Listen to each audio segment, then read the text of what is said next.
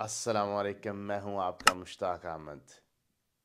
उम्मीद करता हूं आप खैरियत से होंगे। मेरी दिल से दुआ है कि आप अपने अहल व अयाल के साथ अच्छी, बेहतरीन और ख़ूबसूरत ज़िंदगी गुजारें।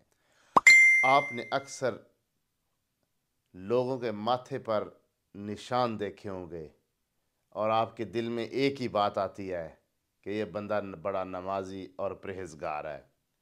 लेकिन ये आपका तसव्वुर गलत है। ये एक जिल्द की बीमारी है। आप कुछ दिनों तक या कुछ महीनों तक माथे को किसी चीज़ से भी रगड़ते रहें, या अगर आप 5 नमाज़ें पूरी ना भी पढ़ें तो ये आपके माथे पर निशान बन सकता है। किसी के माथे पर यानी उर्फ़ आम मेहराब का निशान देखकर उसके बारे में ये तसव्वुर कर लेना कि ये बंदा नेक और बहुत अच्छा होगा, ये गलत है।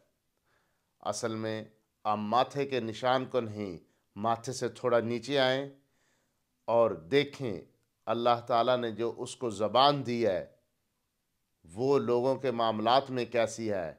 क्या वो लोग उस ज़बान की शर से महफूज हैं? हमें ख्याल करना चाहिए कि अल्लाह ताला ने जो हमें ज़बान दी उसको लोगों के लिए बेहतर से बेहतर इस्तेमाल करें। लोगों के मामलात में उतनी ही दखल अंदाज़ी करें जितना कि उनको अच्छा लगे।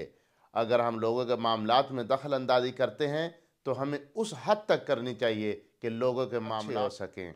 अगर उससे आप थोड़ा नीचे आते हैं तो अल्लाह ताला ने आपको सीने में एक दिल दिया है।